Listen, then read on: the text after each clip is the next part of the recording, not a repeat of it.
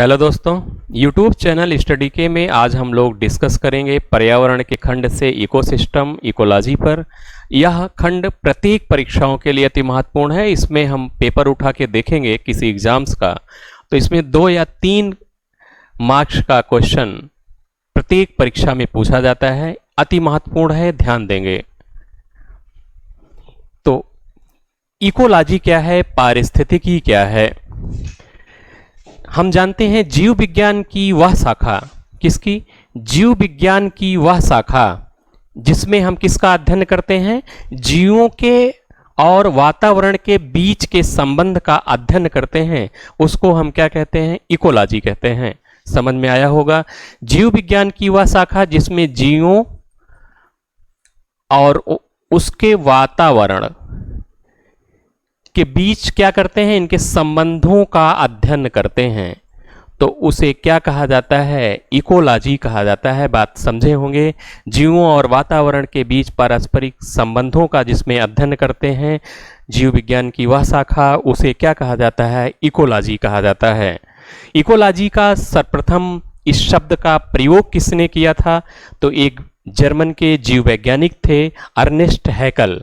Ernest हैकल ने पारिस्थितिकी ecology शब्द का सर्वप्रथम प्रयोग किया था। ध्यान रखेंगे, कौन किया था? अर्नेस्ट हैकल।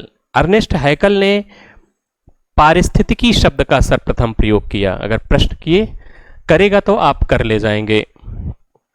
नेक्स्ट बढ़ते हैं। इकोसिस्टम क्या है? पारिस्थितिकी तंत्र क्या है? हम जानते हैं जैसा किसी भी स्थान के जो जीव समुदाय हैं और उनके चारों ओर पाए जाने वाले अजीबी वातावरण। अजीबी वातावरण का मतलब है कि ऐसे जिसमें जीव ना हो, निर्जीव हो। अजीबी वातावरण में पारस्परिक संबंध को पारिस्थितिकी तंत्र कहते हैं। जीव समुदाय हो, जीव समुदाय में कौन आ जाएगा? जो सजीव हो, जैसे हरे पेड़ पौधे प्राथमिक उपभोक्ता हो जाएंगे। अजीबी में कौन आ जाएगा? जैसे कार्बनिक पदार्थ, अकार्बनिक पदार्थ आ जाएंगे। प्रोटीन, वसा, विटामिन्स, प्रकाश, ताप, हवा, इनके बीच जो संबंध होगा, पारस्परिक संबंध को हम क्या कहेंगे? इकोसिस्टम कहेंगे, पारिस्थितिकी तंत्र कहेंगे। शायद बातें समझे होंगे। जीव समुदाय मतलब जीवी समुदाय जो सजीव हैं, और अजीवी समुदाय, अजीवी वातावरण के बीच जो पारस्परिक संबंध होगा उसको हम क्या कहेंगे? इकोसिस्टम कहेंगे। अगर हम बात करें, एक इकोसिस्टम कई प्रकार के हो सकते हैं, जैसे तालाब इकोसिस्टम, वन इकोसिस्टम, घास स्थली इकोसिस्टम, फसल स्थली इकोसिस्टम, खेत इकोसिस्टम, समुद्र इकोसिस्टम, नदी इकोसिस्टम इत्यादि कई प्रकार के इकोसिस्टम कह सकते हैं। एक इकोसिस्टम में हम जानते हैं कि प्राथमिक उत्पादक भी होंगे, उसमें उपभोक्ता भी होंगे, और कई श्रेणी के उपभोक्ता पाए जाएंगे, उच्च श्रेणी के भी पाए जाएंगे, और अपघटनकर्ता भी पाए जाएंगे। इनको अपघटित करके फिर ये अपघटित जो करेंगे, ह्यूमस जो बनेगा जीवाणुओं के द्वारा, जीवाणु उनको सड़े गले चीज़ों को खाएंगे और जीवन अपना बढ़ाएंगे। इसके बाद उनके ह्यूमस को कौन खाएगा? हरे पेड़ पौधे खाएंगे। इस तरह से एक खाद्य फूड चेन चलती है, खाद्य श्रृंखला चलती रहेगी। उस एरिए को हम क्या कह लेंगे? इकोसिस्टम, पारिस्थितिकी तंत्र कह लेंगे। पारिस्थितिकी शब्द का सर्वप्रथम प्रयोग किसने किया था? तो 1835 में एक एजी टॉन्सले ने किया था। याद रखेंगे, इकोसिस्टम शब्द का सर्वप्रथम प्रयोग किसने किया? एजी टॉन्सले ने किया। ध्यान रखेंगे, किसने किया? एजी टॉन्सले ने किया।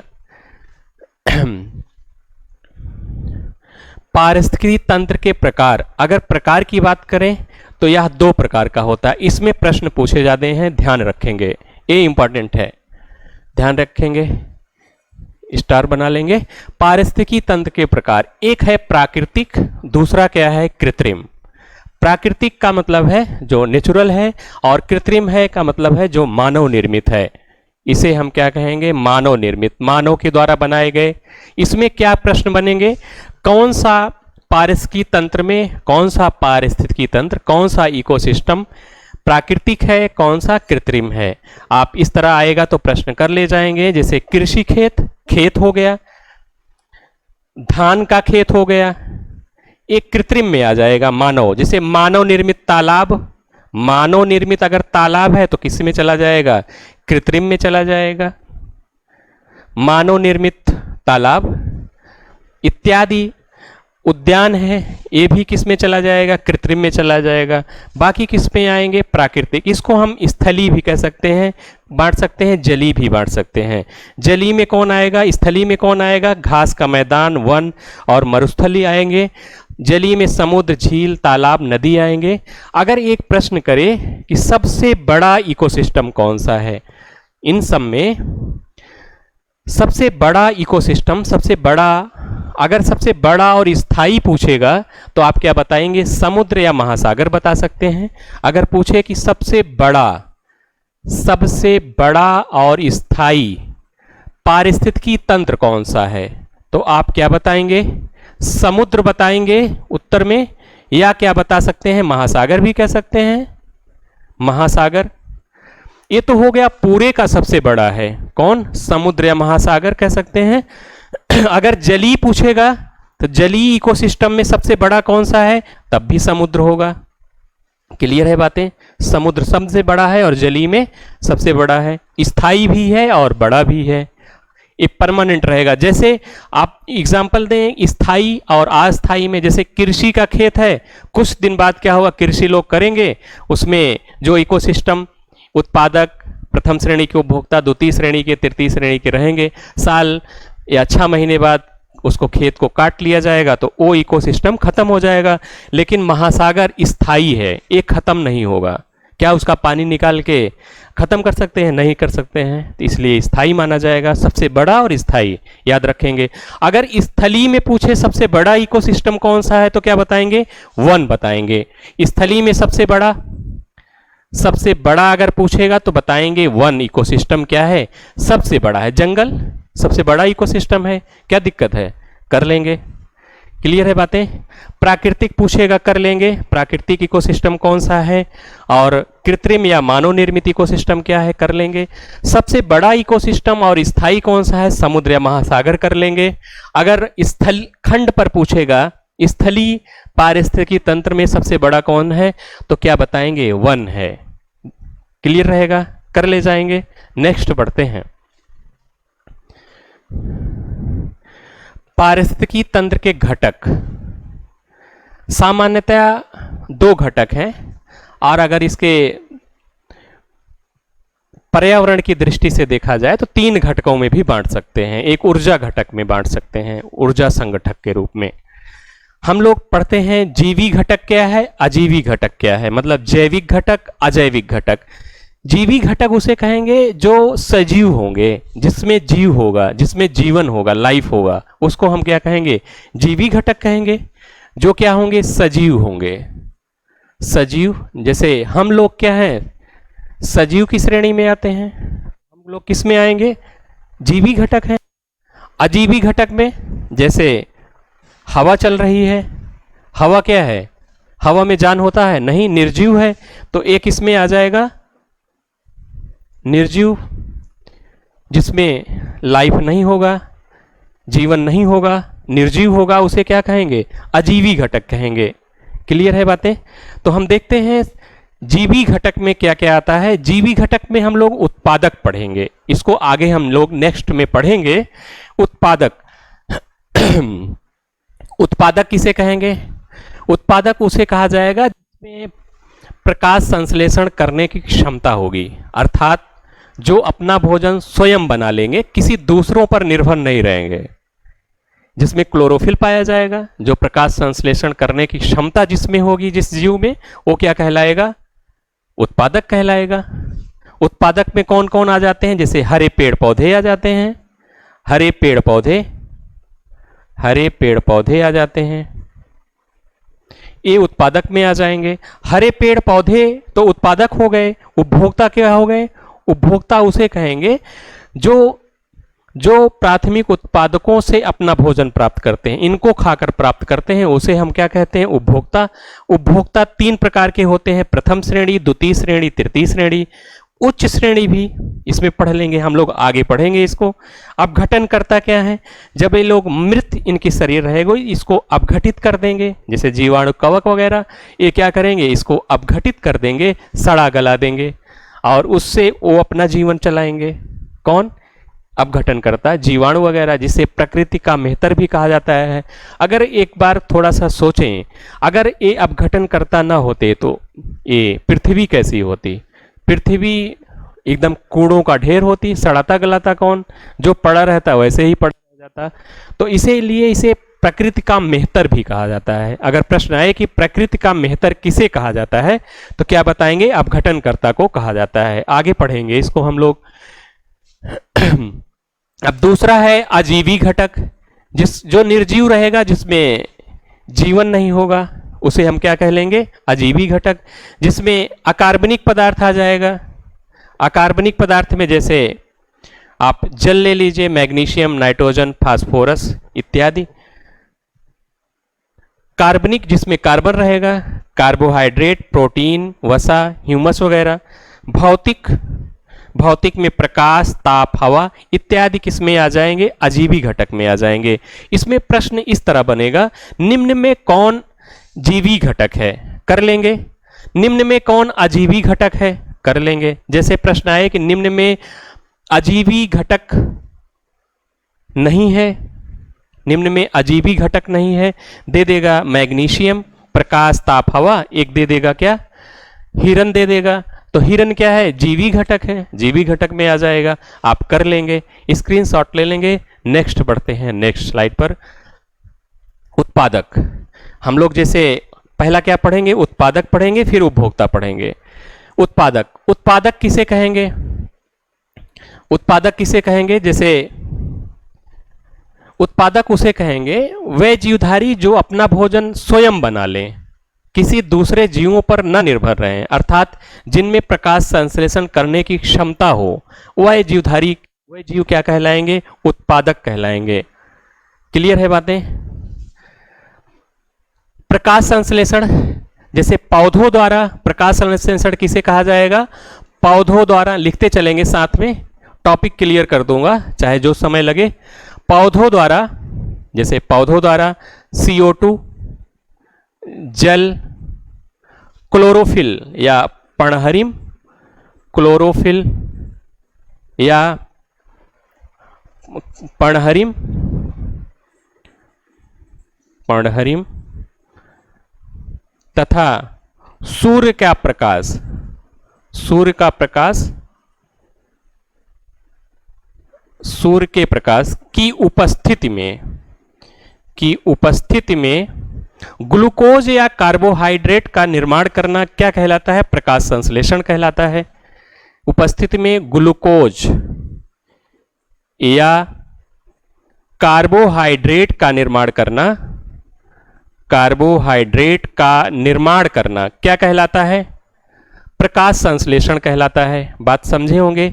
प्रकाश संश्लेषण किसे कहेंगे? पौधों द्वारा CO2, कार्बन डाइऑक्साइड, जल, क्लोरोफिल तथा सूर्य के प्रकाश की उपस्थिति में ग्लूकोज या कार्बोहाइड्रेट का निर्माण करना प्रकाश संश्लेषण कहलाता है। क्लियर है बातें? तो प्रकाश संश्लेषण कौन करते हैं? हरे पेड़ पौधे, शैवाल भी करती है, उसमें भी क्लोरोफिल पाया जाता है, अपना भोजन स्वयं बना लेते हैं। क्लियर है बातें? अगर इसमें पूछा जाए कि ऑक्सीजन का उपचयन होता है प्रकाश संश्लेषण में या अपचयन होता है, तो क्या होता है? इसका रिडक्शन होता है। O2 का, ऑक्सीजन का अपचयन होता है। जल का क्या होता है? उपचयन होता है, ऑक्सीडेशन होता है। प्रकाश संश्लेषण क्रिया में यह भी प्रश्न पूछा जा सकता है। पौधों द्वारा जब प्रकाश संश्लेषण की क्रिया होती है, उसमें ऑक्सीजन का उपचयन होता है या अपचयन होता है? क्या बताएंगे? अपचयन होता है। और जल का क्या होता है? उपचयन होता है। क्लियर है बातें? नेक्स्ट पढ़ते हैं। स्वापोषी किसे कहेंगे? स्वापोषी, स्वापोषी किसे कहा जाएगा? ऐसे जीव जो अपना भोजन स्वयं बना लें, किसी दूसरे जीवों पर निर्भर न रहें, क्या कहलाएंगे? स्वापोषी कहलाएंगे। ऐसे जीव जो अपना भोजन क्या करें, अपना भोजन स्वयं बना लें, अपना भोजन स्वयं बना लें, दूसरे जीवों पर न निर्भर रहें, क्या कहलाएंगे, स्वपोषी कहलाएंगे। फॉर एग्जाम्पल क्या आएंगे, हरे पेड़ पौधे, हरे पेड़ पौधे अपना भोजन स्वयं बना लेते हैं, दूसरे जीवों पर नहीं निर्भर हैं, वो क्या कहलाएंगे, स्वपोषी कहलाएंगे। परपोषी किसे कहेंगे, परपोषी किसे कहा जाएगा, ऐसे जीव जो अपना भोजन स्वयं नहीं बना पाते, वह क्या करेंगे, वह हरे पेड़ पौधे या प्राथमिक उत्पादकों पर निर्भर रहते हैं। ऐसे जीवधारी जो अपना भोजन स्वयं नहीं बना पाते हैं, दूसरे जीवों जैसे प्राथमिक उत्पादक हरे पेड़ पौधों पर निर्भर रहते हैं, उसे हम क्या कहते हैं, परपोषी कहते हैं। क्लियर है बातें। एग्जाम्पल, एग्जाम्पल हम लोग जैसे मनुष्य, मनुष्य क्या है, परपोषी है, मनुष्य के साथ कुत्ता भी, जो जीव जंतु देख रहे हैं, शेर, बाघ, चीता, चिड़िया, ये सब किस में आएंगे, परपोषी में आएंगे। क्लियर है बातें। भगवान ने, ऊपर वाले ने देखा जाए तो एक हम लोगों के साथ पेड़ पौधों को तो क्लोरोफिल दे दिया, वो अपना भोजन बना ले रहे हैं। हम लोगों के पास क्लोरोफिल नहीं पाया जाता है, तो हम अपना भोजन नहीं बना पाते हैं। पक्षपात किया ऊपर वालों ने, हम लोगों को भी क्लोरोफिल दे देना चाहिए था, तो हम लोग दूसरे के ऊपर निर्भर न रहते, अपना भोजन स्वयं बना लेते। आज जो लड़ाई झगड़ा होता है, छोटी छोटी बातों को न ले होना पड़ता, क्योंकि पेट पूजा के लिए ही लोग मेहनत करते हैं, ध्यान रखेंगे। नेक्स्ट चला जाए, उत्पादक समझ में आया। उत्पादक उसे कहेंगे जो अपना भोजन स्वयं बना लेंगे, किसी दूसरे जीव पर निर्भर नहीं रहेंगे, उन्हें हम उत्पादक कहते हैं। उपभोक्ता क्या है, उपभोक्ता, उपभोक्ता किसे कहा जाता है, वे जीवधारी जो अपना भोजन प्राथमिक उत्पादकों, हरे पेड़ पौधे तथा अन्य जीवधारियों को खाकर प्राप्त करते हैं, क्या कहलाते हैं, उपभोक्ता कहलाते हैं। ऐसे जीवधारी, उपभोक्ता कौन है, ये सारे, ये तो उत्पादक है, जो चित्र में देख रहे हैं घास ओस क्या है, उत्पादक है, समझ रहे होंगे। ऐसे जीवधारी जो अपना भोजन किससे प्राप्त करते हैं, हरे पेड़ पौधों को खाकर प्राप्त करते हैं, हरे पेड़ पौधों को खाकर प्राप्त करते हैं, उसे हम क्या कहते हैं, उपभोक्ता कहते हैं। जो प्राथमिक उत्पादक को खाकर अपना भोजन प्राप्त करते हैं, उसे हम क्या कहते हैं, उपभोक्ता कहते हैं। सभी उपभोक्ता क्या होते हैं, परपोषी होते हैं। क्लियर है बातें। परपोषी का मतलब अभी हम लोगों ने पढ़ा, जो अपना भोजन स्वयं नहीं बना पाते, दूसरे जीवों पर निर्भर रहते हैं या प्राथमिक उत्पादकों पर निर्भर रहते हैं, तो उसे हम क्या कहते हैं, परपोषी कह सकते हैं। जो दूसरे जीवों पर निर्भर हैं, सभी उपभोक्ता परपोषी होते हैं। अगर पूछा जाए कि उत्पादक परपोषी होते हैं कि स्वपोषी, तो बताएं, आप कहिएगा स्वपोषी होते हैं। क्लियर है बातें। नेक्स्ट पढ़ा जाए, यहां जाने कि वह जीवधारी जो अपना भोजन प्राथमिक उत्पादकों, हरे पेड़ पौधों अथवा अन्य जीवधारियों को खाकर प्राप्त करते हैं, उसे हम क्या कहते हैं, उपभोक्ता कहते हैं। उपभोक्ता के प्रकार, सभी उपभोक्ता परपोषी होते हैं। उपभोक्ता के प्रकार यहां जानेंगे। उपभोक्ता कितने प्रकार के होते हैं, मुख्यतः 3 प्रकार के होते हैं। प्रथम श्रेणी का उपभोक्ता, द्वितीय श्रेणी का उपभोक्ता, तृतीय श्रेणी का उपभोक्ता। स्क्रीनशॉट ले लेंगे। नेक्स्ट बढ़ेंगे। उपभोक्ता के प्रकार, उपभोक्ता 3 प्रकार के होंगे। प्रथम श्रेणी का उपभोक्ता, प्रथम श्रेणी का उपभोक्ता किसे कहेंगे,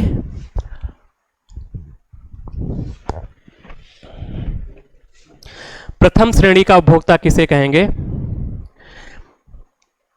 ऐसे उपभोक्ता जो हरे पेड़ पौधों को खाकर अपना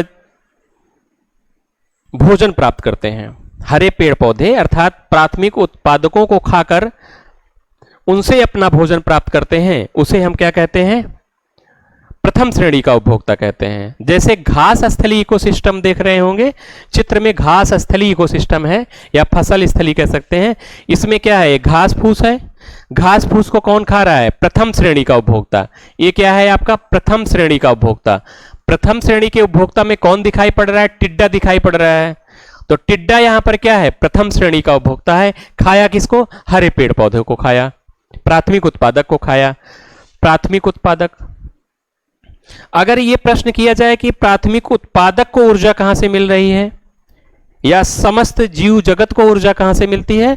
हम जानते हैं कि संपूर्ण जीव जगत को ऊर्जा कहां से मिलती है? सूर्य से मिलती है। कहां से? सूर्य से मिलती है। सूर्य को ऊर्जा कहां से मिलती है? सूर्य को ऊर्जा कहां से मिलती है? सूर्य को ऊर्जा नाभिकीय संलयन अभिक्रिया द्वारा मिलती है। कैसे? नाभिकीय संलयन अभिक्रिया, याद रखेंगे, नाभिकीय संलयन अभिक्रिया द्वारा सूर्य को ऊर्जा मिलती है। संपूर्ण जीव जगत को सूर्य से और सूर्य को नाभिकीय संलयन अभिक्रिया के द्वारा ऊर्जा प्राप्त होती है। प्रथम श्रेणी का उपभोक्ता किसे कहते हैं? समझे होंगे, जो हरे पेड़ पौधे या प्राथमिक उत्पादकों को खाकर अपना भोजन प्राप्त करते हैं, उसे हम क्या कहेंगे? प्रथम श्रेणी के उपभोक्ता। प्रथम श्रेणी के उपभोक्ता जो होते हैं शाकाहारी होते हैं। ध्यान रखेंगे, अगर प्रश्न किया जाए कि किस श्रेणी का उपभोक्ता शाकाहारी होता है, तो बताएंगे प्रथम श्रेणी का उपभोक्ता शाकाहारी होता है।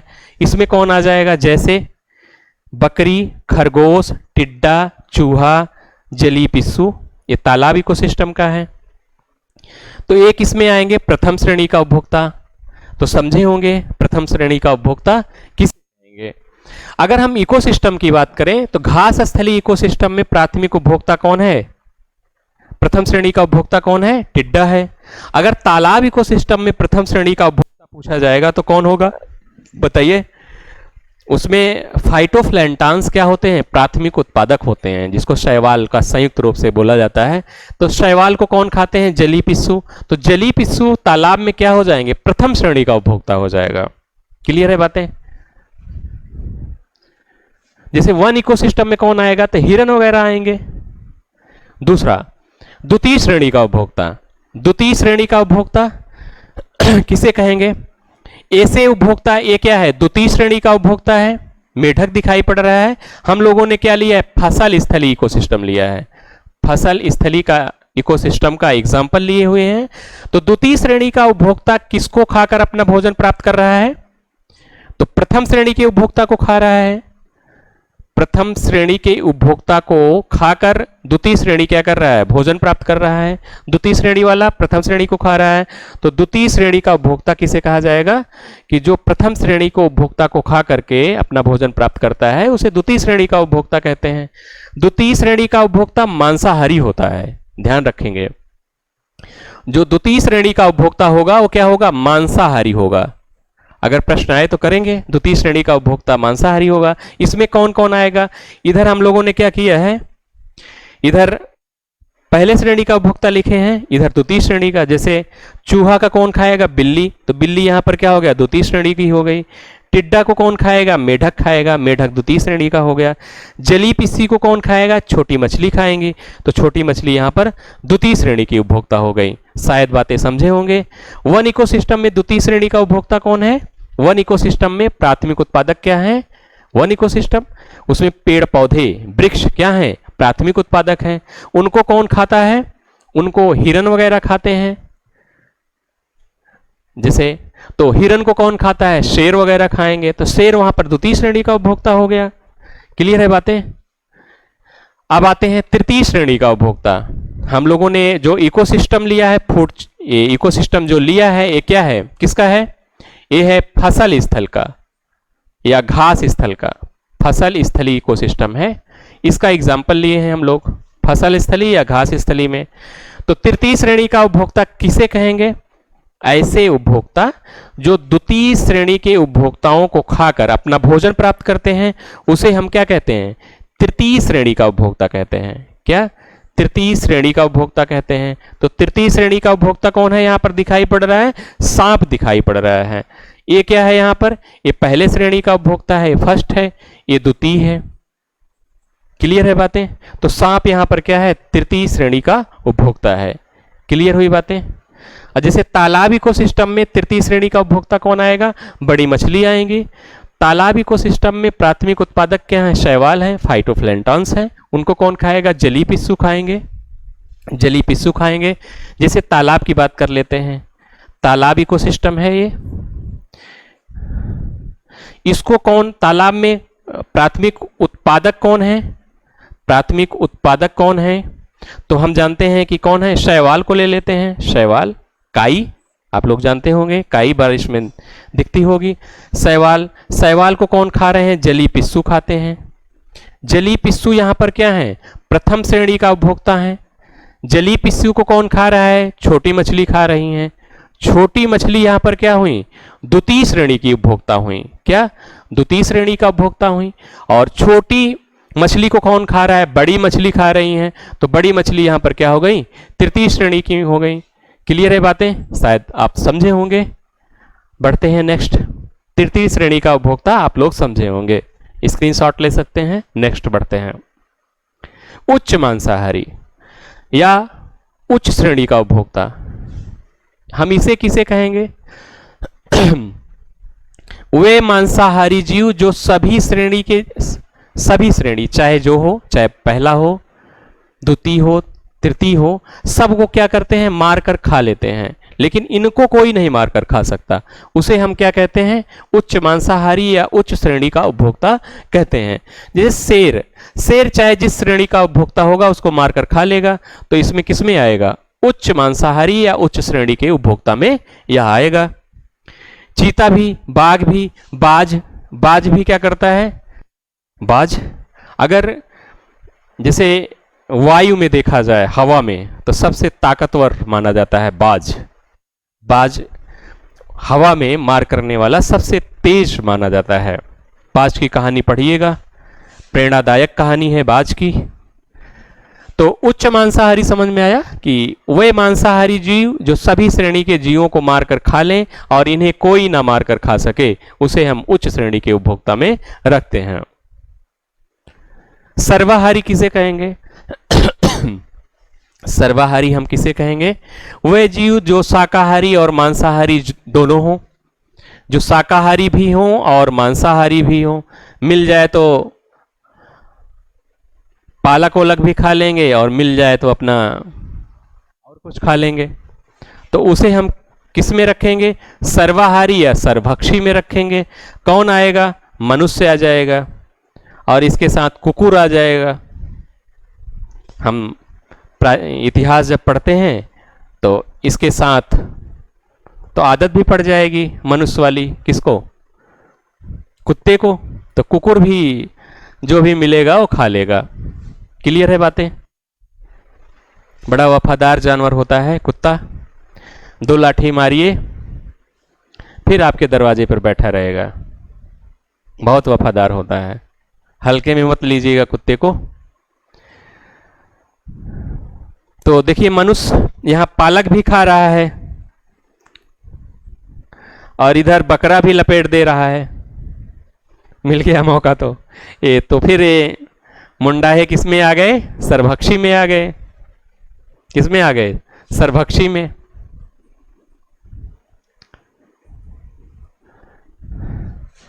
नेक्स्ट बढ़ा जाए। अपघटनकर्ता क्या है, अपघटनकर्ता हम जानते हैं कि सभी उत्पादक हों या उपभोक्ता हों सभी प्रकार के, जब इनकी मृत्यु हो जाती है तो इनके शरीर को क्या करते हैं, तोड़ देते हैं, खंडों में तोड़ देते हैं, अपघटित कर देते हैं। उन्हीं को हम क्या कहते हैं, अपघटनकर्ता कहते हैं। सड़ा गला देते हैं और सड़ा गला के अपघटनकर्ता अपना जीवन बढ़ाते हैं और जो उनसे ह्यूमस खाद मिलती है वो किसको जाती है, उत्पादक को जाती है। इस तरह से एक फूड चेन बनती है, खाद्य श्रृंखला बनती है। अपघटक में कौन आएंगे, जीवाणु, कवक और गोल कृमि आते हैं।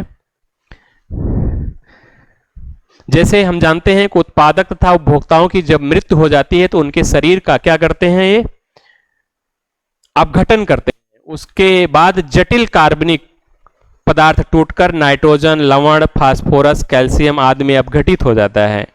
अपघटनकर्ता इन्हीं तत्वों से अपना शरीर का निर्माण करते हैं और जो वेस्ट होता है ह्यूमस के रूप में हरे पेड़ पौधों को मिलता है। हरे पेड़ पौधे वहां से अपना जीवन बढ़ाते हैं, उनको खाद मिल जाती है। इस तरह से एक चेन चलती है फूड चेन की। अपघटनकर्ता में कौन आएंगे, कवक, जीवाणु, गोलकृमि, प्रोटोजोआ आएंगे। हम अपघटनकर्ता को, अपघटन क्या कर रहे हैं, अपघटनकर्ता ना होते, थोड़ा सा ध्यान दीजिए, अपघटनकर्ता ना होते तो पृथ्वी कूड़े का ढेर बन जाती। अपघटनकर्ता मृत शरीर को सड़ा गला देते हैं, सड़ा गला करके साफ करते हैं, इसीलिए अपघटनकर्ता को क्या कहा जाता है? प्रकृति का मेहतर कहा जाता है। किसका? प्रकृति का मेहतर। याद रखेंगे, प्रकृति का मेहतर किसे कहा जाता है? तो क्या बताएंगे? अपघटनकर्ता को कहा जाता है प्रकृति का मेहतर। साफ सफाई करता है, बड़ा रोल है इसका भी, सबका रोल है अपनी जगह पर। नेक्स्ट बढ़ते हैं। क्लियर है बातें? ध्यान रखेंगे। अजीवी घटक में आ जाएंगे। अभी तक हम लोगों ने पढ़ा इकोसिस्टम में, हम लोग पढ़ रहे थे जैविक घटक को। अभी तक हम लोगों ने पढ़ा जिसमें जीवन होगा, जो सजीव होंगे। अब पढ़ेंगे क्या? अजीवी घटक। दूसरा पार्ट है अजीवी घटक का। ये निर्जीव होंगे, इसमें जीवन नहीं होगा।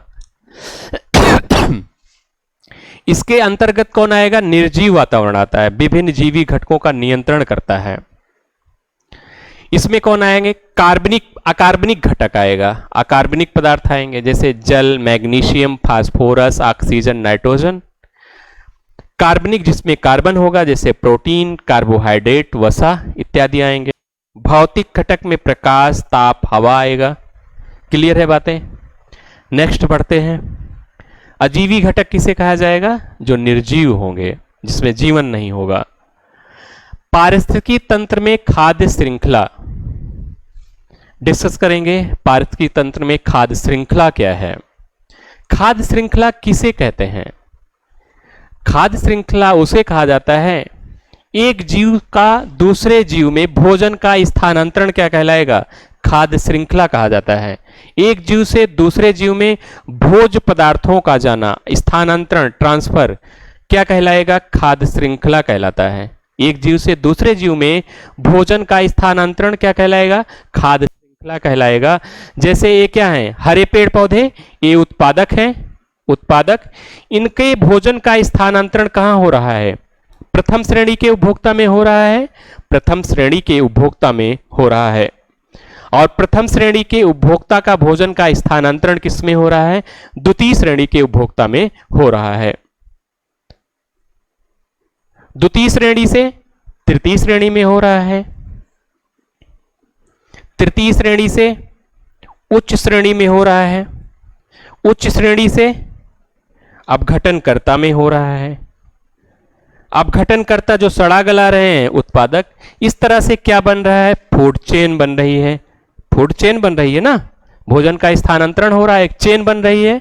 इसी को हम कह रहे हैं क्या? खाद्य श्रृंखला कह रहे हैं। क्या दिक्कत है समझने में?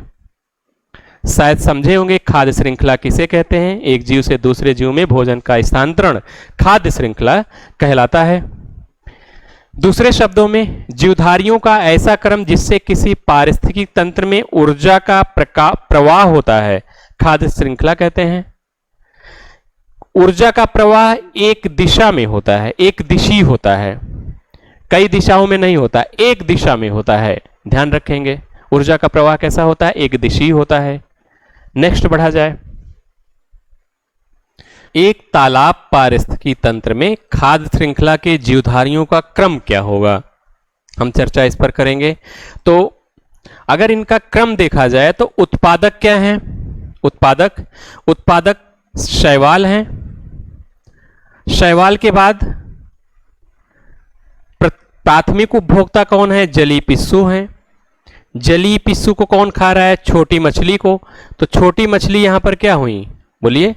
ये प्राथमिक उपभोक्ता, प्रथम श्रेणी का उपभोक्ता है, ये प्रथम श्रेणी का उपभोक्ता हो गया। ये उत्पादक है आपका। छोटी मछली यहां पर द्वितीय श्रेणी की उपभोक्ता हो गई, द्वितीय श्रेणी की उपभोक्ता। इनको कौन खा रहा है? छोटी मछली को बड़ी मछली खा रही हैं, तो बड़ी मछली यहां पर क्या हो गई? तृतीय श्रेणी की उपभोक्ता हो गई।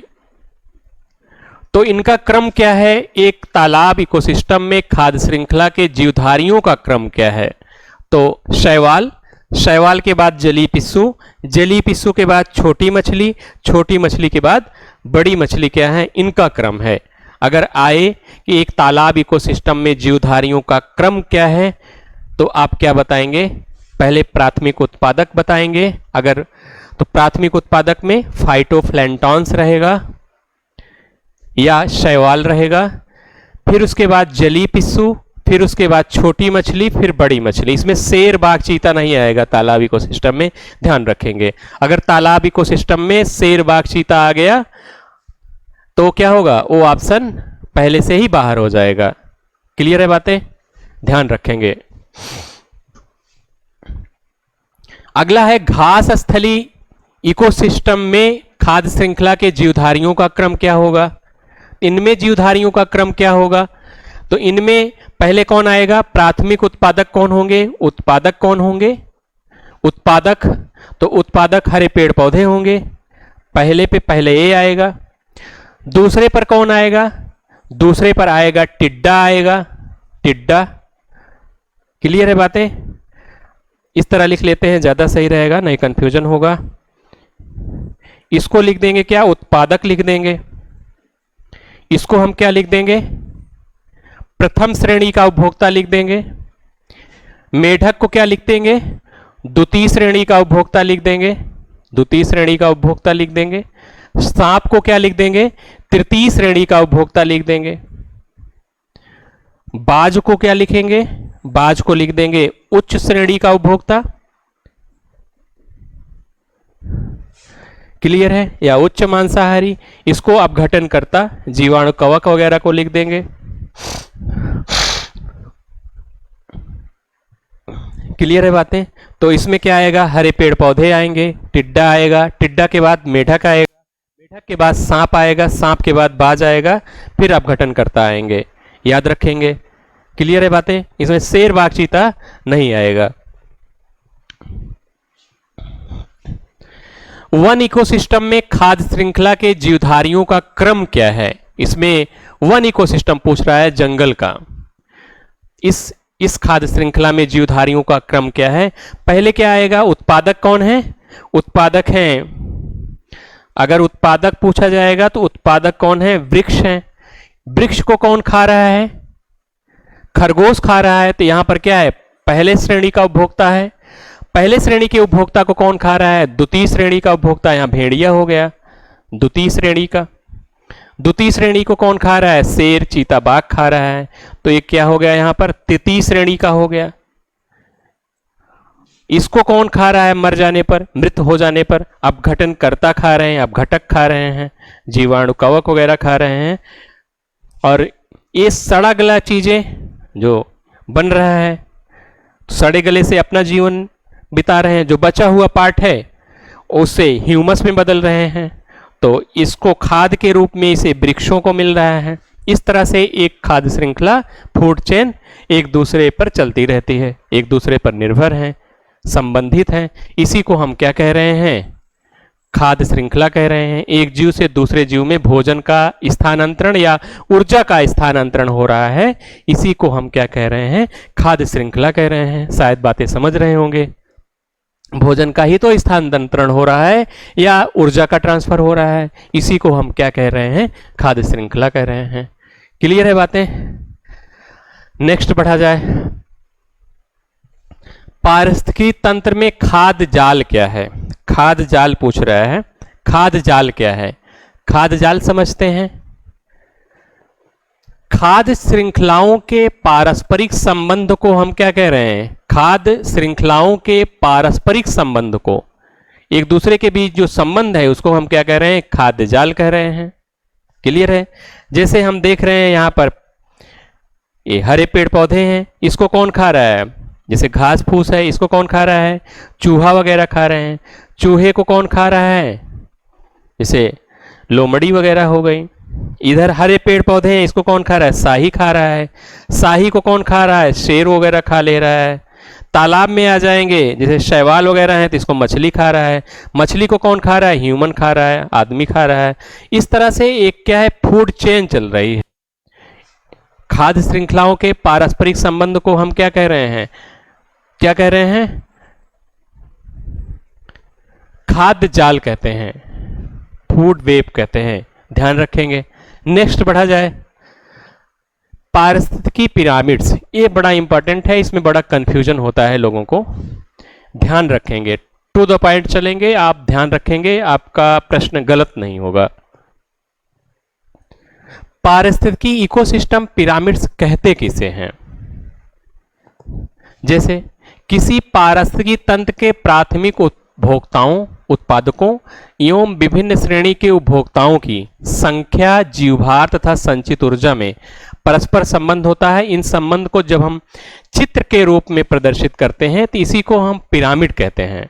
अगर किसी बिना पढ़े, जो पढ़ा लिखा व्यक्ति नहीं है, अगर उसको समझाना है कि इस जीव की संख्या ज़्यादा है, जैसे मतलब प्राथमिक उत्पादक की संख्या ज़्यादा है, प्रथम श्रेणी की उपभोक्ता की संख्या कम है, उससे घटती हुई जा रही है, तो इसको हम चित्र के माध्यम से उस बिना पढ़े लिखे व्यक्ति को समझा सकते हैं। ये कह रहा है कि इन सब चीज़ों को हम क्या करें, एक दूसरे को हम बिना चित्रों के माध्यम से समझा दें, दिखा दें, उसी को हम पारिस्थितिकी तंत्र कह रहे हैं, इकोसिस्टम पिरामिड कह रहे हैं, पारिस्थितिकी पिरामिड कह रहे हैं। क्लियर है बातें? पिरामिड कैसे होगा? ये जैसे त्रिभुज है, देख ही रहे होंगे, ये उल्टा बना हुआ है, ये सीधा बना हुआ है। क्लियर है बातें? इसे सीधा कहेंगे, इसे उल्टा कहेंगे, ये सीधा है, ये उल्टा है, इसको क्या कहेंगे? पिरामिड कहेंगे। पिरामिड पूछेगा कैसे? इसका नियम है, एक ध्यान रखेंगे, इसका नियम है कि किसी इकोसिस्टम, जैसे तालाब इकोसिस्टम में जीव संख्या का पिरामिड कैसे बनेगा, वन इकोसिस्टम में जीव संख्या का पिरामिड कैसे बनेगा, वन इकोसिस्टम में जीव भार का पिरामिड कैसे बनेगा, तालाब इकोसिस्टम में जीव भार का पिरामिड कैसे बनेगा। तो पिरामिड 3 प्रकार के बनते हैं, जीव संख्या का पिरामिड, जीव भार का पिरामिड और संचित ऊर्जा का पिरामिड। इन तीनों चीजों को ध्यान से देखेंगे कि प्रश्न में पूछ क्या रहा है, जीव संख्या का पिरामिड पूछ रहा है या जीव भार या संचित ऊर्जा का पूछ रहा है, तभी आप कर पाएंगे, नहीं तो उत्तर हो जाएगा गलत। नियम क्या है इसका? पिरामिड के नियम क्या है? हमेशा ये जानेंगे कि प्राथमिक उत्पादक कहाँ रहेगा, आधार की ओर दिखाएंगे। कहाँ दिखाएंगे? प्राथमिक उत्पादक को आधार की ओर दिखाते हैं। आधार किसे कहा जाता है? जो भाग जमीन से टिका रहे उसे हम क्या कहेंगे? आधार कहेंगे। तो आधार में कौन रहेगा? हमेशा प्राथमिक उत्पादक रहेंगे। कौन रहेंगे? प्राथमिक उत्पादक रहेंगे। आधार की ओर कौन रहेगा? प्राथमिक उत्पादक रहेगा। और आधार, इससे ऊपर कौन रहेगा? इससे ऊपर पहले श्रेणी का उपभोक्ता रहेगा, पहले श्रेणी का उपभोक्ता रहेगा। इससे ऊपर कौन रहेगा? द्वितीय श्रेणी का उपभोक्ता रहेगा, द्वितीय श्रेणी का। सबसे ऊपर कौन रहेगा? तृतीय श्रेणी का उपभोक्ता रहेगा या उच्च श्रेणी का उपभोक्ता रहेगा। इस तरह से हम लोगों ने जाना इतना कि पिरामिड चित्र रूप से जो दिखाया जाता है, जीव संख्या, जीव भार और संचित ऊर्जा को, उसे हम पिरामिड कहते हैं। चित्र के माध्यम से जो दिखाया जाए इन सब चीजों को। नियम क्या जाने? आधार की ओर कौन रहेगा? प्राथमिक उत्पादक रहेगा। उससे ऊपर कौन रहेगा? प्रथम श्रेणी का। उससे ऊपर द्वितीय, उससे ऊपर तृतीय श्रेणी का उपभोक्ता रहेगा।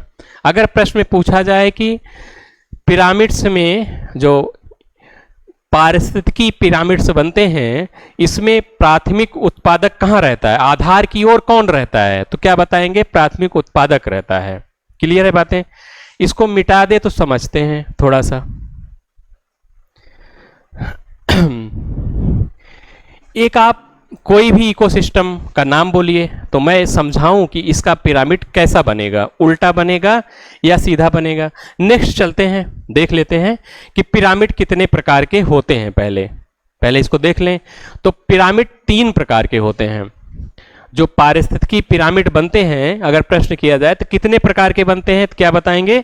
3 प्रकार के बनते हैं। पहला जीव संख्या का पिरामिड, दूसरा जीव भार का पिरामिड, तीसरा क्या है? संचित ऊर्जा का पिरामिड। 3 प्रकार का पिरामिड बनता है। अब आ जाते हैं जीव संख्या का पिरामिड। पहले हम पढ़ते हैं जीव संख्या का पिरामिड किसे कहते हैं। पारिस्थितिकी तंत्र के विभिन्न स्तरों के प्रति इकाई क्षेत्र में उपस्थित जीव संख्या के रेखा चित्रीय निरूपण को, मतलब फिगर के माध्यम से, रेखाओं के माध्यम से जीव संख्या का, उसे हम अगर निरूपण कर दिया जाए चित्र के माध्यम से दिखाया जाए तो उसे हम जीव संख्या का पिरामिड कहते हैं।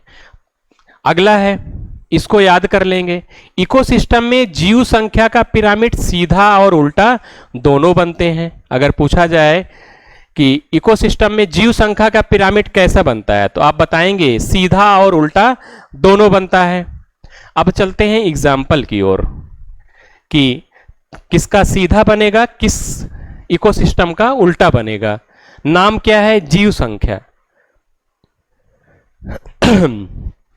हम लोगों ने जो एग्जाम्पल लिया है घास स्थली या फसल स्थली पारिस्थितिकी तंत्र के जीव संख्या का पिरामिड लिया है। इसमें क्या कह रहा है कि घास स्थली या फसल स्थली इकोसिस्टम में जीव संख्या का पिरामिड कैसा बनेगा, कह क्या रहा है। इसमें हम जाएंगे क्या, पिरामिड का मतलब क्या है, पिरामिड या तो इस तरह बनेगा या आपका इस तरह बनेगा, या तो सीधा बनेगा या उल्टा बनेगा। दो ही तरीके से बनेगा, या तो सीधा रहेगा या तो उल्टा रहेगा। देखते हैं सीधा रहेगा या उल्टा इसका बनता है, कैसे बनता है। अगर हम घास के खेत में जाते हैं तो मुझे ये बताइए कि घास के खेत में प्राथमिक उत्पादक क्या है। तो जैसे नियम हम लोगों ने पढ़ा था कि कैसे बनेगा, तो इसमें पूछ रहा है जीव संख्या पूछ रहा है। तो आप जाएंगे खोजेंगे क्या, प्राथमिक उत्पादक को खोजेंगे उस खेत में, तो आपको क्या मिलेगा, घास मिलेगा ना, घास मिलेगा। घास के बाद क्या मिलेगा, नीचे से लिखते हैं, क्या मिलेगा, घास मिलेगी। घास के बाद क्या मिलेगा, घास के बाद आपको मिलेगा टिड्डा मिलेंगे। उस फसल में क्या मिलेंगे, टिड्डा, कीड़े मकोड़े मिलेंगे। टिड्डा को के बाद क्या मिलेगा, मेढक मिलेगा। मेढक के बाद सांप मिलेगा। सांप के बाद बाज मिलेगा। ये सब चीजें कहाँ मिलेंगी, घास स्थली इकोसिस्टम में मिलेंगी। ये क्या है, उत्पादक है। घास क्या है, उत्पादक है। टिड्डा प्रथम श्रेणी का उपभोक्ता है, मेढक द्वितीय श्रेणी का है, और सांप क्या है, तृतीय श्रेणी का उपभोक्ता है, तृतीय श्रेणी का उपभोक्ता है। बाज उच्च श्रेणी का उपभोक्ता है। अब मुझे अब क्या करना है, उस खेत में गए और घास की संख्या को गिनेंगे। जीव संख्या पूछ रहा है ना, जीवों की संख्या। तो मुझे ये बताइए कि उस घास के खेत में उत्पादक की संख्या ज्यादा होगी या प्रथम श्रेणी के उपभोक्ता की संख्या ज्यादा होगी। मतलब घास की संख्या ज्यादा होगी या टिड्डा या मेढक या सांप या बाज की संख्या ज्यादा होगी। तो आप मुझे बताएंगे कि घास की संख्या बहुत ज्यादा होगी।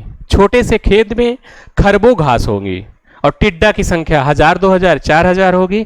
तो किसका एरिया ज्यादा है, बोलिए, घास का। घास की संख्या ज्यादा है तो एक बिना पढ़े हुए व्यक्ति को उस घास उत्पादक का एरिया ज्यादा बड़ा दिखाएंगे। तो जब ज्यादा बड़ा दिखाएंगे तो वो आधार की ओर चला जाएगा। जैसे ये देख रहे होंगे ये चित्र में, इस चित्र में देखिए, इस घास की संख्या ज्यादा है, उस घास की संख्या को गिने तो ज्यादा है, तो ये कहां चला गया, आधार की ओर चला गया। ये क्या है, प्राथमिक उत्पादक है, मतलब उत्पादक है, सीधा सीधा ऐसे ही लिख लेते हैं, उत्पादक है। इससे किसकी संख्या ज्यादा रहेगी, इससे एक और है यहां पर। इसके बाद आएगा आपका पहले श्रेणी का उपभोक्ता। पहले श्रेणी में कौन आ जाएगा, इसमें टिड्डा वगैरह देख रहे होंगे, कीट ऊट देख रहे होंगे, इनकी घास के बाद इनकी संख्या होगी। इसके बाद मेढक आएंगे, द्वितीय श्रेणी का उपभोक्ता आ जाएगा, घटती हुई जा रही है। अब सांप आ जाएगा, सांप एक आध दो रहेंगे, 3 रहेंगे, फिर बाज रहेगा, बाज रहेगा कभी कभार। तो इस तरह से घास स्थली या फसल स्थली इकोसिस्टम में जीव संख्या का पिरामिड, ये जरूर ध्यान रखेंगे। जीव भार और जीव संख्या क्या पूछ रहा है, नहीं तो क्वेश्चन गलत हो जाएगा। तो जीव संख्या का पिरामिड कैसे बनेगा, सीधा बनेगा। क्लियर है बातें, सीधा। सीधा क्यों बना, आपके पास प्रश्न आए तो सीधा सिंपल सा तरीका है, कुछ ना करिए। अगर पूछ रहा है एक तालाब इकोसिस्टम में जीव संख्या का पिरामिड कैसे बनेगा, तो आप क्या करेंगे, तालाब में प्राथमिक उत्पादक क्या है बताइए, शैवाल हैं। शैवाल जो काई, अगर उनकी गिनती करेंगे तो उनकी संख्या ज्यादा रहेगी। ज़्यादा रहेगी तो प्राथमिक उत्पादक कहाँ रहेंगे, आधार की ओर रहेंगे, तो उनको बड़ा एरिया दिखाएंगे। अगर ऊपर कर देंगे तो छोटा एरिया हो जाएगा। तो तालाब इकोसिस्टम में जीव संख्या का पिरामिड कैसा बनेगा, सीधा बनेगा। क्लियर है बातें? तालाब का भी कैसा बनेगा, सीधा। लेकिन यही प्रश्न अगर जीवभार लिख उठेगा तो तालाब इकोसिस्टम का पिरामिड कैसा हो जाएगा, जीवभार में उल्टा हो जाएगा। उसको आगे पढ़ेंगे हम लोग, ध्यान रखेंगे। बढ़ते हैं आगे। एक एग्जाम्पल हो गया सीधा का। एक पेड़ पारिस्थितिकी तंत्र के जीव संख्या का पिरामिड करने कैसा बनेगा। एक पेड़ इकोसिस्टम है और किसका पूछ रहा है, बोलिए किसका पूछ रहा है, एक पेड़ का पूछ रहा है, जीव संख्या का पूछ रहा है। ये दोनों चीज पकड़ेंगे। ये किसका पूछ रहा है, एक पेड़, और किसका पूछ रहा है, जीव संख्या का।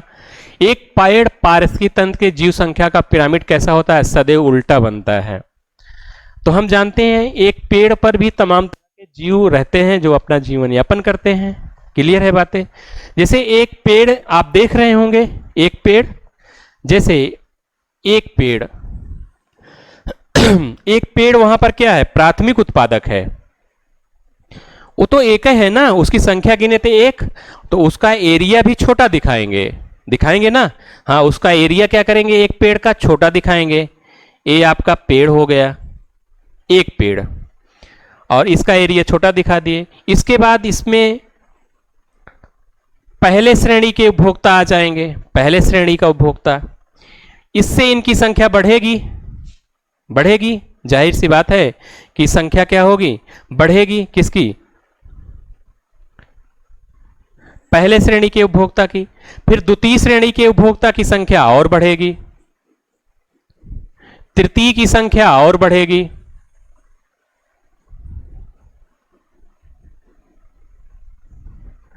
क्लियर है बातें? तो एक पेड़ पारिस्थितिकी तंत्र के जीव संख्या का पिरामिड क्या हो जाएगा, उलट जाएगा, क्योंकि एक पेड़ है, उस पर तमाम तरह के कीड़े मकोड़े पेड़ की संख्या से ज्यादा मिलेंगे, चिड़ियां मिलेंगी। इस तरह से एक पेड़ इकोसिस्टम के जीव संख्या का पिरामिड उलट जाएगा, उल्टा बनेगा, ध्यान रखेंगे। क्लियर है बातें? सीधा भी पढ़ लिए, उल्टा भी पढ़ लिए। नेक्स्ट बढ़ते हैं। जीव संख्या का पिरामिड यहां 60 में दिया हूं, सीधा और उल्टा दोनों बनता है, याद रखेंगे। सीधा किसका बनेगा, घास स्थली, फसल स्थली, वन, तालाब, समुद्र। इसका क्या बनेगा, सीधा बनेगा। एक पेड़ का उल्टा बनेगा, ध्यान रखेंगे। क्लियर है बातें? तालाब में मत जाइएगा, नहीं तो आप तालाब लगा दें। तालाब का सीधा ही बनेगा जीव संख्या में, जीव भार में तालाब का उल्टा बनता है। क्लियर बातें? उसको आगे पढ़ते हैं कि तालाब इकोसिस्टम में जीवभार का पिरामिड कैसा बनेगा। ये बातें शायद समझे होंगे, स्क्रीनशॉट ले लेंगे। आगे बढ़ते हैं। ये घास स्थली समझ गए होंगे। घासों की संख्या को अगर इसमें घास स्थली थोड़ा सा देख लेते हैं। इसमें प्राथमिक उत्पादक क्या है, घास ओस है। उसको काटेंगे और घास की गिनती करेंगे तो घास की संख्या ज्यादा मिलेगी, किसकी अपेक्षा, उपभोक्ताओं की अपेक्षा। तो उसका बड़ा एरिया बनाएंगे। तो प्राथमिक उत्पादक हमेशा कहां रहता है, आधार की ओर रहता है। तो जब आधार बड़ा हो जाएगा पिरामिड सीधा हो जाएगा। फसल में जाएंगे तो यही कंडीशन। वन में जाएं, वृक्षों को गिनती करें, वृक्षों की संख्या को गिनती करें। जीव संख्या पूछ रहा है, जीवों की संख्या गिनती करें। तो वन में वृक्षों की संख्या ज्यादा मिलेगी उपभोक्ताओं की अपेक्षा। तो इसका भी पिरामिड कैसा हो जाएगा, सीधा हो जाएगा, क्योंकि प्राथमिक उत्पादक कहां रहता है, आधार की ओर रहता है। कैसा रहेगा, आधार की ओर रहेगा। इसी तरह तो दिखाएंगे ना, यहां हम वृक्षों को दिखा देते हैं, इनकी संख्या ज्यादा है। यहां पहले श्रेणी के उपभोक्ता, यहां द्वितीय श्रेणी, यहां तृतीय श्रेणी कम मिलेंगे। तालाब आ जाते हैं। तालाब में शैवाल जो वहां पर प्राथमिक उत्पादक हैं, फाइटोप्लैंटन्स, जिसको हम शैवाल के रूप में फाइटोप्लैंटन्स कहते हैं, इनकी संख्या ज्यादा मिलेगी तालाब में। इस तरह से तालाब का भी क्या बनेगा, सीधा बनेगा। जैसे जैसे ध्यान देते हैं, एक तालाब इकोसिस्टम है, इसका जीव संख्या का पिरामिड कैसा बनेगा, तो बताइए कैसा बनेगा। तो तालाब में प्राथमिक उत्पादक क्या है, फाइटोप्लैंटन्स, जिसको हम शैवाल संयुक्त रूप से हम क्या कहते हैं, फाइटोप्लैंटन्स कहते हैं। इनकी संख्या ज्यादा मिलेगी। तालाब में जाइए, उनकी गिनती करिए, बैठ करके 2-4 दिन गिनती करेंगे तो इनकी संख्या ज़्यादा मिलेगी उपभोक्ताओं की अपेक्षा। तो बड़ा एरिया दिखाएंगे। इसमें क्या है, शैवाल वगैरह ये उत्पादक हैं। शैवाल अपना भोजन स्वयं बना लेते हैं क्योंकि इसमें क्लोरोफिल पाया जाता है। वहीं अगर प्रथम श्रेणी की बात करें, प्रथम श्रेणी के उपभोक्ता, इसमें प्रथम श्रेणी का कौन है, जली पिस्सू होते हैं जो इन शैवालों को खाते हैं। इनकी संख्या कम होगी तो इनका एरिया कम दिखाए हम। इसके बाद द्वितीय श्रेणी में छोटी मछली आएंगी तो इनकी संख्या पहले श्रेणी से कम हो जाएगी और बड़ी तृतीय श्रेणी आ जाएंगी, बड़ी मछली, तो इनकी संख्या और कम होगी तो इनका एरिया हम छोटा दिखाए। क्लियर बातें? तो मुझे आशा है आप इस तरह के प्रश्न आएंगे तो आप कर लेंगे, गलत नहीं होंगे।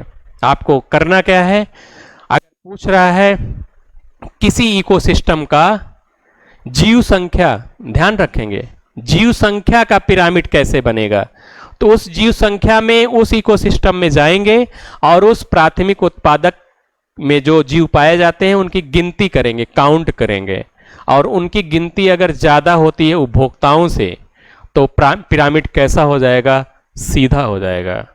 क्लियर? एक पेड़ वाला उलट गया क्योंकि एक का पेड़ था। आपके सामने, घर के सामने जो नीम का पेड़ है, एक पेड़ है, उस पर भी तमाम जीव रहते हैं, वो भी एक इकोसिस्टम है, वो भी एक क्या है, एक पारिस्थितिकी तंत्र है। क्लियर है शायद बातें? नेक्स्ट बढ़ते हैं। अब आते हैं जीवभार का पिरामिड। जैसे नाम से ही जान रहे हैं, अब इसमें जीवों के वजन को नापेंगे। कठिन काम है, ऐसा किया नहीं जाता है। जीवों के भार को नापेंगे, जीवभार का पिरामिड। तो जीवभार के पिरामिड कैसे बनते हैं, सीधा और उल्टा दोनों बनते हैं। जैसे जीव संख्या का पिरामिड सीधा और उल्टा दोनों बन रहा था, उसी तरह से जीवभार का पिरामिड भी सीधा और उल्टा दोनों बनता है। एक एग्जाम्पल लेते हैं इसका भी। घास स्थली या फसल स्थली पारिस्थितिकी तंत्र के जीवभार का पिरामिड कैसा बनेगा, जीवभार का। अभी तक वही एग्जाम्पल था लेकिन वहां पर जीव संख्या था, इस जगह पर क्या है, जीवभार है। जीवों के वजन को तौलेंगे। अब उस प्राथमिक उत्पादक और उपभोक्ताओं को उस फला इकोसिस्टम में उसके वेट को तौलेंगे, मापेंगे कि उसका वजन कितना है। तो इसका घास स्थली या फसल स्थली इकोसिस्टम का पिरामिड सदैव क्या बनता है, सीधा बनता है। जैसे अगर हम जाएं किसी खेत में या फसल में तो वहां पर प्राथमिक उत्पादक क्या है, जैसा कि हम जानते हैं कि उसमें प्राथमिक उत्पादक क्या है, फसल वगैरह, और उनको क्या करिए, काटिए, काट करके तराजू लेके तौलिए और मापेंगे तो प्राथमिक उत्पादक का भार ज्यादा मिलेगा अपेक्षा किसके, उपभोक्ताओं के, तो ज्यादा मिलेगा। तो इसको हम क्या करेंगे, प्राथमिक उत्पादक को आधार की ओर रखेंगे। कहां रखेंगे, आधार की ओर रखेंगे। इसका बड़ा एरिया दिखाएंगे। ये क्या है, फसल है, और इसमें कौन रहता है, टिड्डा रहता है जो प्रथम श्रेणी का उपभोक्ता होगा। टिड्डा का वजन कम होगा फसल की अपेक्षा। क्लियर है? फसल की अपेक्षा टिड्डा का वजन कम होगा। तो जब वजन कम होगा तो इसका एरिया हम क्या करते हैं, कम दिखाते हैं। अब द्वितीय श्रेणी का उपभोक्ता हो गया। द्वितीय श्रेणी का उपभोक्ता पहले श्रेणी से कम रहेगा, जैसे मेढक वगैरह, मेढक और कम रहेंगे, टिड्डा से कम रहेंगे। और उसके बाद सांप आ जाएगा। सांप का तौलेंगे तो और कम मिलेगा, सांप का वजन एक आध दो सांप रहेंगे। तो तृतीय श्रेणी का और कम रहेगा, यहां सांप आ जाएगा। तो इस तरह से हम लोगों ने जाना कि जीवभार का पिरामिड घास स्थली या फसल स्थली का कैसा बनेगा, तो सीधा बनेगा। नेक्स्ट बढ़ते हैं।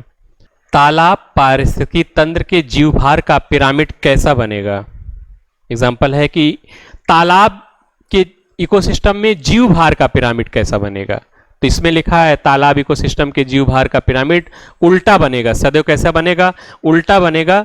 कैसा, इसमें जीवभार को पूछ रहा है। उस तालाब में जाएंगे, तालाब में जाने के बाद हम क्या करेंगे, प्राथमिक उत्पादक को खोजेंगे। प्राथमिक उत्पादक क्या है, फाइटोप्लैंटन, शैवाल जिसको कहते हैं। तो उनका वेट मापेंगे। और पहले श्रेणी का उपभोक्ता क्या है, जलीय पिस्सू हैं, उनको पकड़ेंगे और उनका वजन करेंगे। द्वितीय श्रेणी का उपभोक्ता मछली है, मछलियों को पकड़ेंगे और उनका वजन करेंगे। तृतीय श्रेणी का उपभोक्ता बड़ी मछलियां हैं और उनको पकड़ेंगे, उनका वजन करेंगे। आप बताएंगे किसका वजन ज्यादा होगा, शैवाल का होगा, काई का नहीं होगा। बड़ी मछलियों का वजन ज्यादा होगा। 4 मछली बड़ी बड़ी सी रख दीजिए, उनके वजन से ज्यादा हो जाएगा। तो यहां पर प्राथमिक उत्पादक का वजन ज्यादा नहीं है, ज्यादा किसका है, तृतीय श्रेणी के उपभोक्ता का वजन ज्यादा है। हम लोगों ने नियम पढ़ा था कि जब पिरामिड बनता है तो आधार की ओर कौन रहता है, प्राथमिक उत्पादक रहता है। क्या मुझे बताएंगे कि प्राथमिक उत्पादक का वजन ज्यादा है या तृतीय श्रेणी के उपभोक्ता का वजन ज्यादा है? तो तृतीय श्रेणी के उपभोक्ता का वजन ज्यादा है, लेकिन शर्त है क्या, प्राथमिक उत्पादक कहां रहेगा, आधार की ओर रहेगा। इसलिए इसका पिरामिड क्या होगा, उलट जाएगा। किसका, तालाब इकोसिस्टम में जीवभार का पिरामिड उल्टा बनेगा। क्यों? क्योंकि प्राथमिक उत्पादक को मुझे आधार की ओर दिखाना है, ठीक ना। यहां तृतीय श्रेणी की जो उपभोक्ता है, तृतीय श्रेणी की बड़ी मछली, तृतीय श्रेणी की उपभोक्ता जो है बड़ी मछली, इसका वजन ज्यादा है, बड़ी मछली। लेकिन तृतीय श्रेणी का है, द्वितीय श्रेणी का, द्वितीय श्रेणी की छोटी मछली आएंगी, इससे थोड़ा कम रहेगा, इसका एरिया कम दिखाएंगे। फिर जलीय पिस्सू आ जाएंगे, जलीय पिस्सू आ जाएंगे। पहले श्रेणी के उपभोक्ता में जलीय पिस्सू किसमें आ जाएंगे, पहले श्रेणी के उपभोक्ता में। और उत्पादक कौन है, उत्पादक यहां पर शैवाल है। उत्पादक कौन है, शैवाल है। शैवाल या हम क्या कहते हैं, फाइटोप्लैंटन्स। तो इनका वजन कम है तो एरिया भी तो कम दिखाएंगे। बोलिए, एरिया भी कम दिखाएंगे इसका, तभी तो एक बिना पढ़ा लिखा व्यक्ति समझ पाएगा किसका भार कम है। बताइए किसका भार कम है, आप देख के बताइए। तो आप कहेंगे कि इसका एरिया कम दिखाई पड़ रहा है, तो शैवाल जो उत्पादक है तालाब में, इसका भार कम है, बता लेंगे। उससे ज्यादा किसका है, जलीय पिस्सू का है। उससे ज्यादा किसका है, छोटी मछली का है। बड़ी मछली का भार उस इकोसिस्टम में सबसे ज्यादा है, तो हम लोगों ने क्या किया, बड़ा एरिया दिखाया। क्लियर है बातें? तो अगर प्रश्न आता है कि एक तालाब इकोसिस्टम में जीवभार का पिरामिड कैसा बनेगा, तो आप प्रश्न को कैसे करेंगे, तालाब देखेंगे, उसके बाद जीव संख्या का पूछ रहा है या जीवभार का पूछ रहा है, उस पर जाएंगे। तीसरी बात क्या करेंगे, तीसरी बात करेंगे उस फला इकोसिस्टम में प्राथमिक उत्पादक क्या है। तो प्राथमिक उत्पादक क्या है, शैवाल, फाइटोप्लैंटन्स।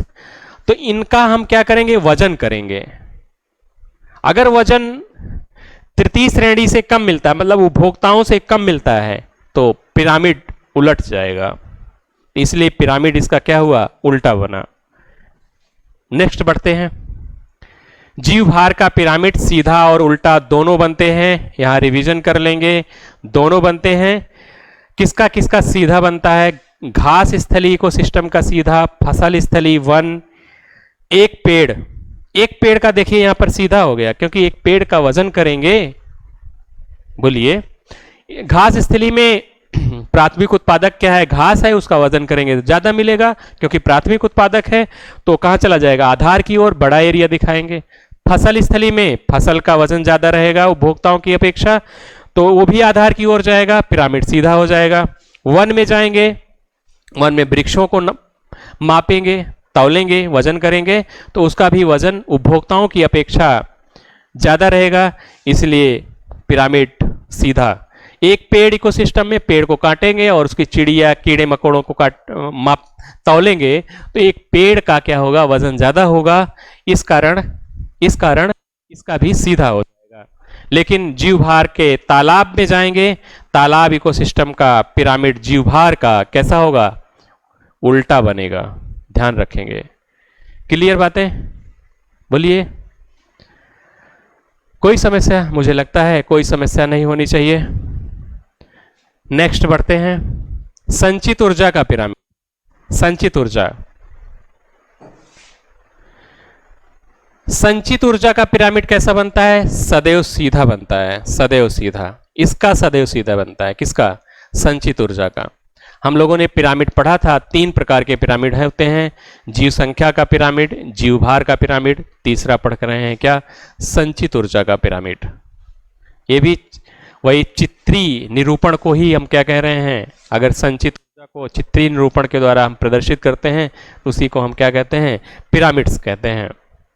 इसमें देख रहे होंगे जैसे जो उत्पादक है, उत्पादक के बाद पहले श्रेणी का उपभोक्ता, द्वितीय श्रेणी, तृतीय श्रेणी का। जैसे हम देख रहे हैं जो प्रत्येक पोषण स्तर है, इसका जो पोषण स्तर है, प्रत्येक पोषण स्तर में एक जीव के पास ऊर्जा दूसरे जीव में जा रही है तो 10% क्या रही ऊर्जा अगले पोषण में देते हैं। 90% जैविक क्रियाओं में खर्च हो जाती है। जैसे 90% ऊर्जा खर्च हो जाती है। तो देखिए जैसे ये सूर्य से प्राप्त किया ऊर्जा, हरे पेड़ पौधे, तो आप किसको दिया? पहले श्रेणी के उपभोक्ता को दिया। तो इसके पास क्या हुआ? 10% लेस हो गया 1000 में, तो 100 कैलोरी बची। अब इसको बाद द्वितीय श्रेणी में दिया तो 10% और लेस हो गई, तो 10 कैलोरी बची। फिर जब इसके पास द्वितीय श्रेणी के उपभोक्ता को तृतीय श्रेणी ने खाया तो उसके पास क्या बची? 1 कैलोरी ऊर्जा बची। तो प्रत्येक क्या हो रहा है? 10% अगले पोषण स्तर में जब ऊर्जा जा रही है संचित ऊर्जा, तो कितना घट रही है? 10% के रेशियो से, अनुपात से घट रही है। अगर प्रश्न आए तो संचित ऊर्जा में ऊर्जा घटती है या बढ़ती है तो क्या बताएंगे? किसी इकोसिस्टम में संचित ऊर्जा घटती है या बढ़ती है तो क्या बताएंगे? घटती है, बढ़ती नहीं है, घटती है। ना घटती है ना बढ़ती है, नहीं घटती है, घट रही है ना, देख रहे हैं घट रही है। और संचित ऊर्जा का पिरामिड कैसे बनेगा? सीधा बनेगा। नेक्स्ट बढ़ते हैं, कुछ क्वेश्चंस हैं, हल करते हैं, रिवीजन करते हैं तेजी के साथ, देखते हैं हम लोगों ने क्या पढ़ा, क्या जाना। पहला प्रश्न है, पारिस्थितिकी निम्न के बीच पारस्परिक संबंधों का अध्ययन है। किसके बीच का अध्ययन है? इकोलॉजी किसके बीच का अध्ययन है? हम लोगों ने पढ़ा, अभी पीछे पढ़ा, किसके बीच का अध्ययन है? माता पिता के बीच नहीं, मृदा और जल का भी नहीं, मनुष्य और वन नहीं, जीव और वातावरण के बीच का अध्ययन है। जीव विज्ञान की वह शाखा जिसके अंतर्गत जीवों और वातावरण के बीच पारस्परिक संबंधों का अध्ययन करते हैं उसे हम इकोलॉजी कहते हैं। किसके बीच अध्ययन किया जाता है? जीवों और वातावरण के बीच अध्ययन किया जाता है। इनके बीच पारस्परिक संबंधों का अध्ययन किया जाता है, शायद समझे होंगे। नेक्स्ट, निम्नलिखित में से कौन एक पारिस्थितिकी तंत्र के संबंध में सही नहीं है? कौन सही नहीं है पूछ रहा है, कौन नहीं है?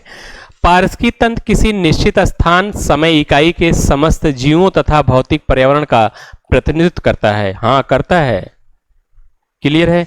यह एक बंद तंत्र होता है, ये गलत है। ये बंद तंत्र नहीं होता है। पारिस्थितिकी तंत्र क्या होता है? खुला तंत्र होता है। कैसा होता है? खुला तंत्र होता है। अगर पूछा जाए तो आप क्या बताएंगे? खुला तंत्र होता है, बंद नहीं होता है। ये ऑप्शन क्या है? गलत है। इसकी अपनी स्वयं की उत्पादकता होती है, सही है।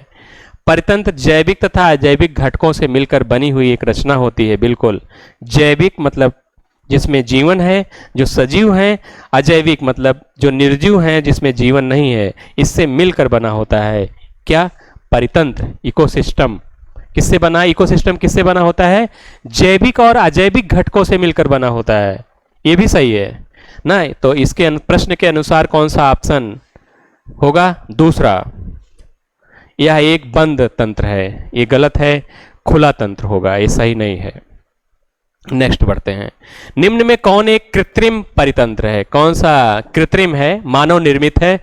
तो तालाब, तालाब नहीं। खेत, खेत क्या है? कृत्रिम है, मानव निर्मित है। ये इकोसिस्टम क्या है? मानव निर्मित है, कृत्रिम है। अगर इसमें पूछा जाए कि सबसे स्थायी और बड़ा परितंत्र कौन सा है, कौन सा बड़ा इकोसिस्टम है, क्या बताएंगे?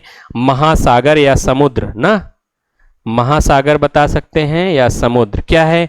बड़ा भी है और स्थायी भी है, दोनों उत्तर सही है।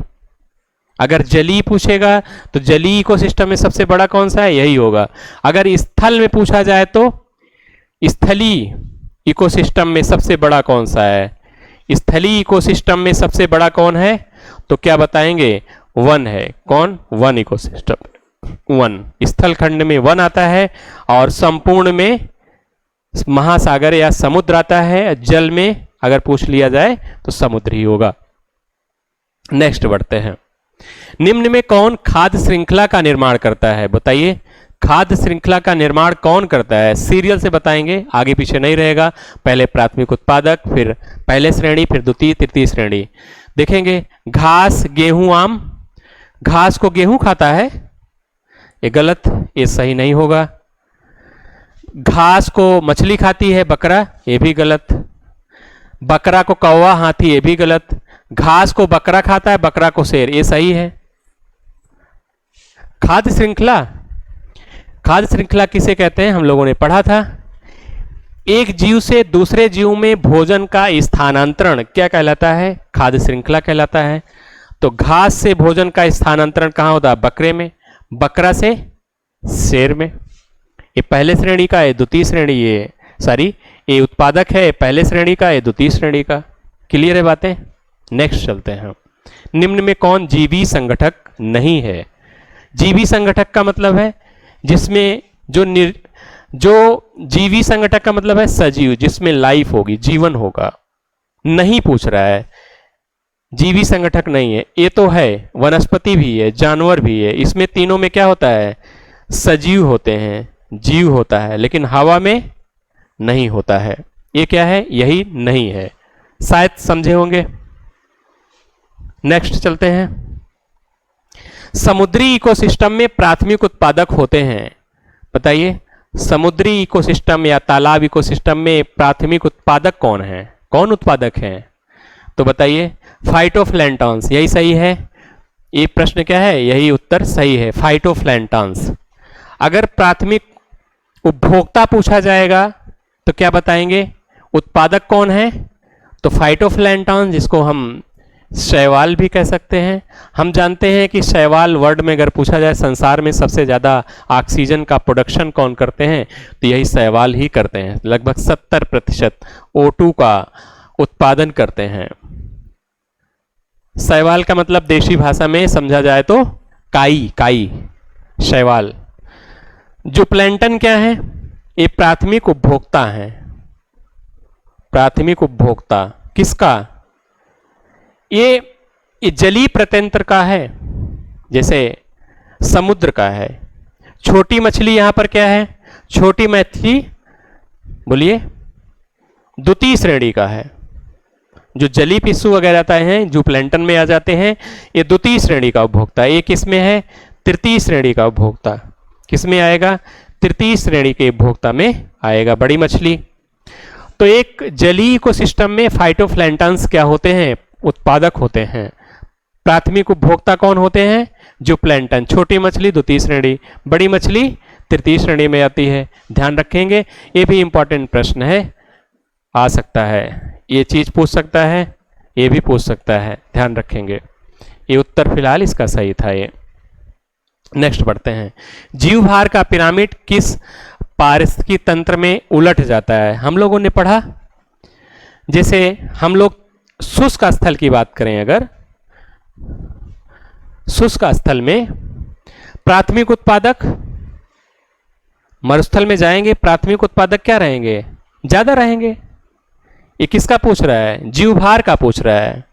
इसका वजन ज्यादा रहेगा। प्राथमिक उत्पादक का वजन जब ज्यादा रहेगा तो प्राथमिक उत्पादक हम लोगों ने सीखा किधर बनेगा? आधार की ओर बनता है, आधार की ओर। तो इसका एरिया ज्यादा हो जाएगा, ये भी सीधा हो जाएगा। नेक्स्ट बढ़ते हैं। घासी स्थल में जाएंगे तो उस खेत में उस घास को काट करके उसका वजन करेंगे। घास का वजन ज्यादा मिलेगा, बल्कि पहले श्रेणी का उपभोक्ता का वजन उससे कम रहेगा। द्वितीय श्रेणी का उससे कम रहेगा, तृतीय श्रेणी का उससे कम रहेगा। तो प्राथमिक उत्पादक कहाँ रहता है? हमेशा आधार की ओर रहता है, तो उसका एरिया बड़ा दिखेगा। तो ये भी क्या हो जाएगा? सीधा हो जाएगा। ये भी नहीं होगा। वन जाएंगे जंगल में, उसको पेड़ों को काट करके उसका वजन करेंगे, पहले श्रेणी का उपभोक्ता का वजन करेंगे, तृतीय द्वितीय तृतीय का करेंगे, तो किसका मिलेगा ज्यादा? वन का ज्यादा वजन मिलेगा। और तो उसका एरिया हम क्या करेंगे? उत्पादक का बड़ा दिखाएंगे। उत्पादक हमेशा आधार की ओर रहता है। तालाब में जाएंगे तो तालाब में प्राथमिक उत्पादक क्या है? शैवाल है। शैवालों का वजन करेंगे, फिर जली पिस्सू का करेंगे, फिर छोटी मछली, फिर बड़ी मछली का। तो बड़ी मछली का वजन ज्यादा मिल जाएगा, प्राथमिक उत्पादक का कम मिलेगा। इसका पिरामिड क्या होगा? उलट जाएगा। क्लियर है बातें? तो इसका पिरामिड क्या होगा? उलट जाएगा। किसका? तालाब इकोसिस्टम के जीव संख्या का, जीवभार का पिरामिड उलट जाएगा। यहां पर क्या होगा? शैवाल होंगे। शैवाल किस में आता है? उत्पादक में आएंगे, फाइटोप्लैंटन्स ना। इसके बाद पहले श्रेणी का उपभोक्ता आएगा। पहले श्रेणी का उपभोक्ता, तो पहले श्रेणी का उपभोक्ता में कौन आएगा? जली पिस्सू आएंगे। तो इनका वजन इससे ज्यादा रहेगा। इसमें आएगा छोटी मछली आएगी, तो इससे इसका ज्यादा रहेगा। और तृतीय श्रेणी में कौन आएगा? तृतीय श्रेणी में बड़ी मछली आएंगी। कौन आएगा? बड़ी मछली आएंगी। बड़ी मछली का भार ज्यादा रहेगा। किसका? बड़ी मछली का भार ज्यादा रहेगा, तो इसलिए इसका पिरामिड क्या हुआ? उलट गया। क्लियर है बातें? शायद शैवाल का वजन कम, उससे ज्यादा पहले श्रेणी, उससे ज्यादा द्वितीय श्रेणी, उससे ज्यादा बड़ी मछली का, तृतीय श्रेणी का, तो इसलिए पिरामिड उलट गया। प्राथमिक उत्पादक को हम लोग कहाँ दिखाते हैं? आधार की ओर दिखाते हैं, इसका एरिया कम दिखाते हैं। तो उत्तर क्या होगा? तालाब होगा। शायद समझे होंगे। यहां प्रश्न आप गलत नहीं करेंगे। एक पारिस्थितिकी तंत्र में ऊर्जा की मात्रा एक पोषण स्तर से अन्य पोषण स्तर में स्थानांतरण के पश्चात, अभी हम लोगों ने पढ़ा था, एक इकोसिस्टम में ऊर्जा की मात्रा एक पोषण स्तर से दूसरे पोषण स्तर में घटती है या बढ़ती है? तो घटती है। कैसे घटती है? 10% के रेशियो से एक पोषण स्तर से घटती जाती है। जैसे प्राथमिक उत्पादक, उससे जो भोजन कर रहा है उसकी 10% मिलेगा, कम हो जाएगी। इस तरह से इसका क्या होता है? 10% कह सकते हैं घटती है। ऊर्जा क्या होगी? घटेगी। 10% का नियम क्या है? 10% का नियम क्या है? ऊर्जा का खाद्य के रूप में एक पोषी स्तर से दूसरे पोषी स्तर तक पहुंचना क्या है? 10% का नियम है। किसने दिया था? लिंडेमान ने दिया था। ये आ सकता है पेपर में, ध्यान रखेंगे। लिंडेमान ने दिया था। किसको? 10% का नियम किसने दिया? लिंडेमान ने दिया। और इन्होंने बताया कि प्राथमिक उत्पादक जैसे सन से ऊर्जा प्राप्त कर रहा है, सूर्य से। सूर्य किससे ऊर्जा प्राप्त करता है? नाभ की संलयन अभिक्रिया के द्वारा प्राप्त करता है।